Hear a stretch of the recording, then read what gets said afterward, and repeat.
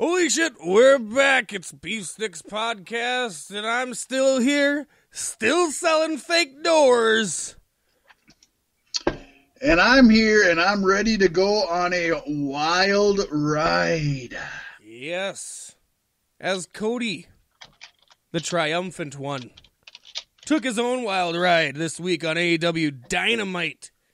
Dynamite! A pretty stellar cage match, very entertaining cage match. Against Wardlow, making his AEW in-ring, in-match debut, even though he's been there for like 4 months or something like that.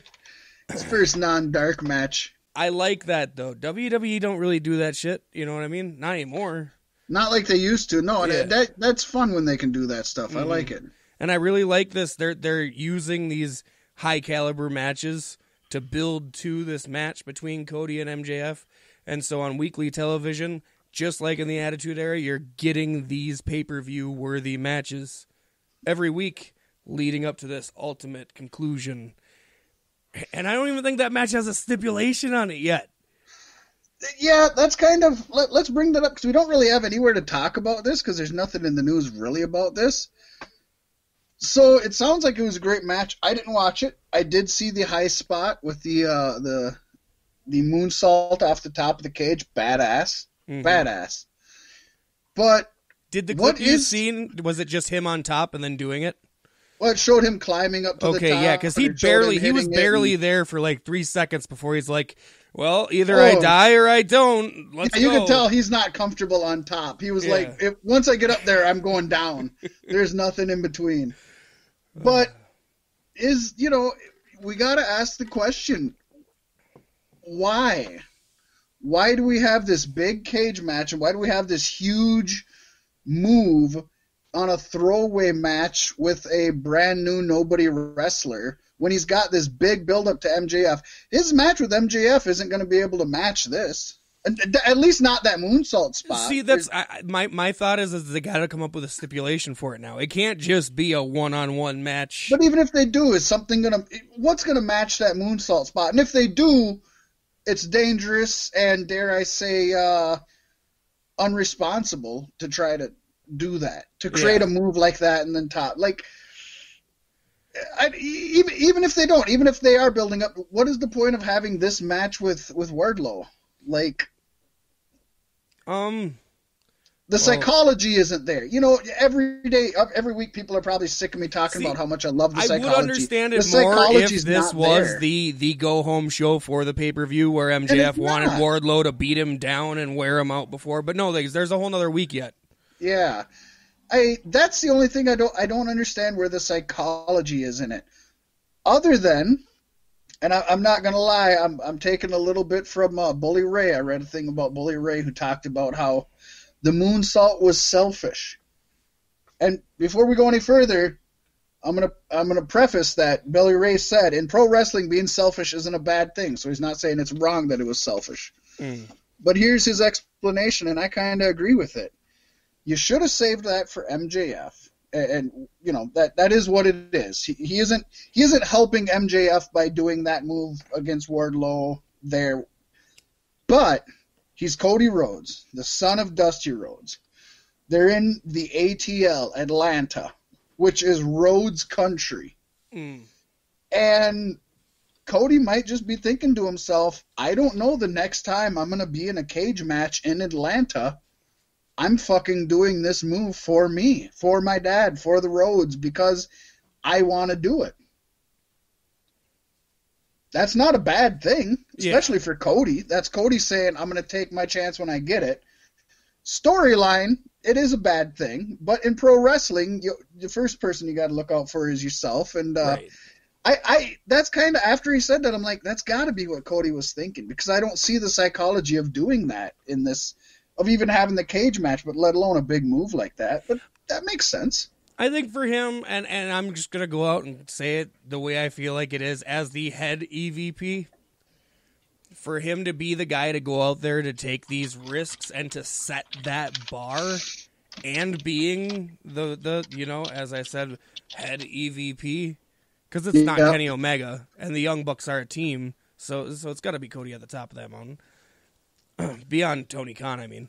But Tony Khan ain't going to go out there and take those bumps. But it sets the bar higher for the entire division. Like, this is Cody saying, well, this is what I would like to see from all of you. And but so again, I'm excited for what this breeds going forward. That goes back to Foley at Hell in a Cell, though. Like, you don't want people doing moonsaults off the top of a cage. No, that's a bad thing, especially if you're a VP of a company. Yeah. Bad thing. Last thing you want is for stars to be injured, and that's what's going to happen. Like, you shouldn't. I don't know. I don't think. I say it with WWE, so I'm going to say it with AEW. You shouldn't always try to one-up stuff, especially with AEW being this young. Why bust out all these? You know, I got the Cody Dustin thing. Made sense. Mm-hmm. Then he went on to the Moxley match, and it was like, okay, I get it. There was something there, but they're pulling off all these big things right now. In 1-2 years, AEW is going to be like already played out. Like, we know as wrestling fans, there isn't really much that's even physically capable above what they're already doing. You know, very few things, right? Yeah, but there's always innovation.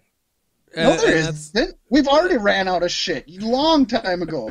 The moonsault off the top of the cage has been done, how many times? Oh, yeah, Kurt Angle did that back in like 98. So, no, there isn't. What did they have new to do, Paystee? Be different people doing that.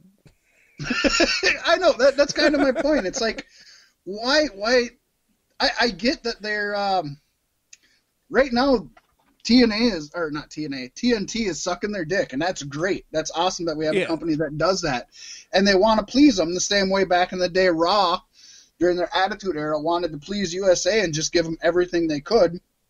But again, the same thing happened. After a while, it was like we were not only seeing the same stuff, but then you just can't do as big a stuff, and you were played out. I'm worried they're going to play themselves out. I don't know what they're going to do they're going to have to go way down to be able to come back up again. Yeah. It gets scary. Maybe they have a plan. And it's funny because it's scary both in the distant future, like you say, but it's also scary in the near future with the Cody and MJF match looming. Yeah. What are they going to pull out?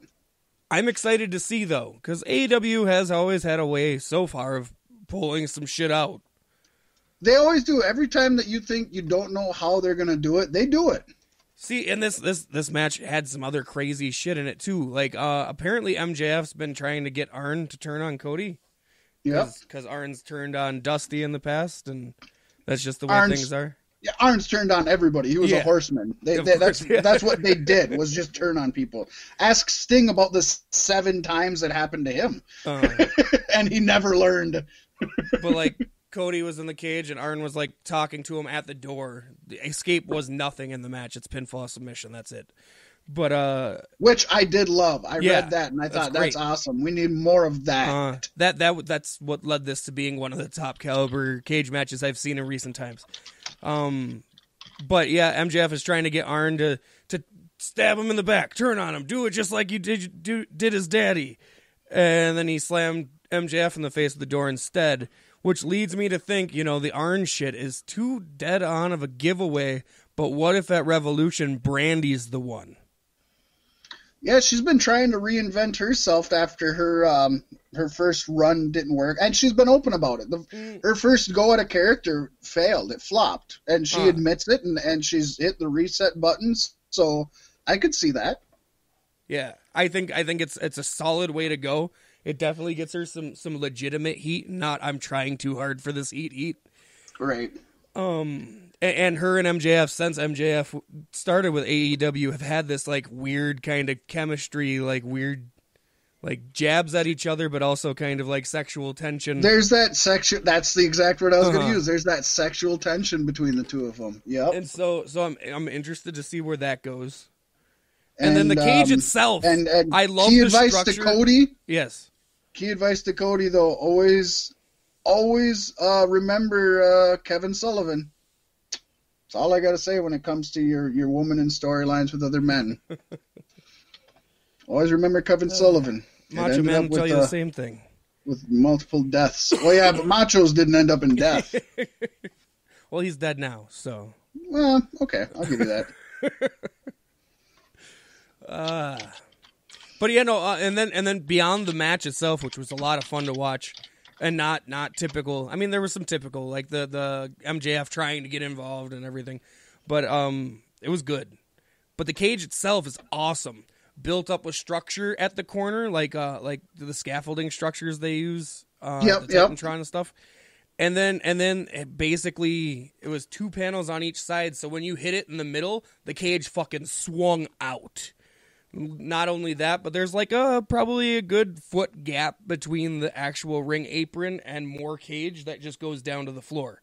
So you get your legs stuck in that. Like there's a lot of it's a smart cage and I like it. It's a very NWA type cage, which was awesome. A very old school NWA type cage. It was nice to see it swing like that again. Cool. That's right. Not the bouncing WWE off cage. the netting. Yeah, it's a trampoline. Well, I think it's time we do keep moving on, though. We have a whole lot of show that doesn't have a lot to do with that. But we are going to bust out some NWA, WCW, old school kind of talk here, because, Paystee, it is time for This Week in Pro Wrestling History. Yeah! And this week, Paystee, we've got WCW and New Japan, who put on their, quote, 91 Super Show, which was also known as Starrcade 91 in the Tokyo Dome. Not to be confused with the 1991 Starrcade. That was a different event that happened in November, that happened in the United States. This happened on February 21st in Tokyo, Japan, in fact. The show would air on tape delay pay-per-view in North America the following month. This was kind of the thing that really makes this important, Paystee, is that this was the precursor to the annual January 4th Tokyo Dome shows that New Japan would continue to run. They started running it in January 4th the following year, which was the follow-up to this pay-per-view. And then they had one more with WCW Cross Promotion in 93 before it becoming New Japan's very own show that fans nowadays know as Wrestle Kingdom. And, of course, they look forward to every year. We can't get enough of it. So this was actually the very first Wrestle Kingdom show, if you want to actually go back and trace the roots of it. Kind of crazy. The card, which was a mixture of Puroresu and Gaijin stars, was as follows. We had Jushin Thunder Liger, who defeated Akira Nogami to retain the IWGP Junior Heavyweight Championship that we learned so much about last week.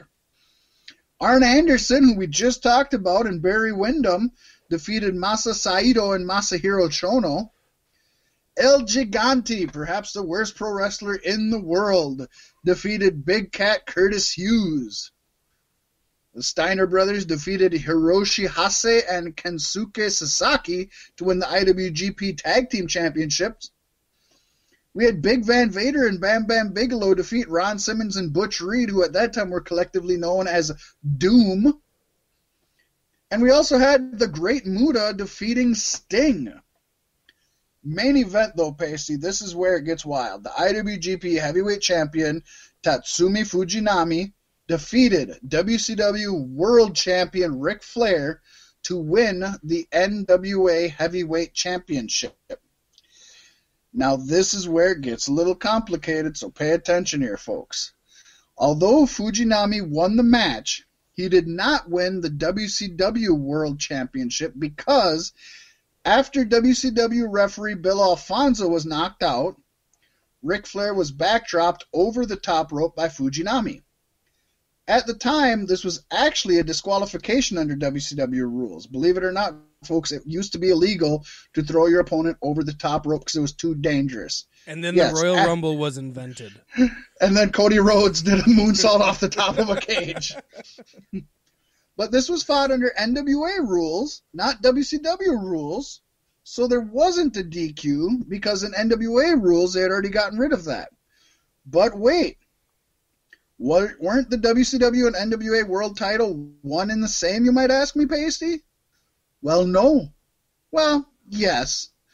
But see, in Japan, they considered the two championships different entities.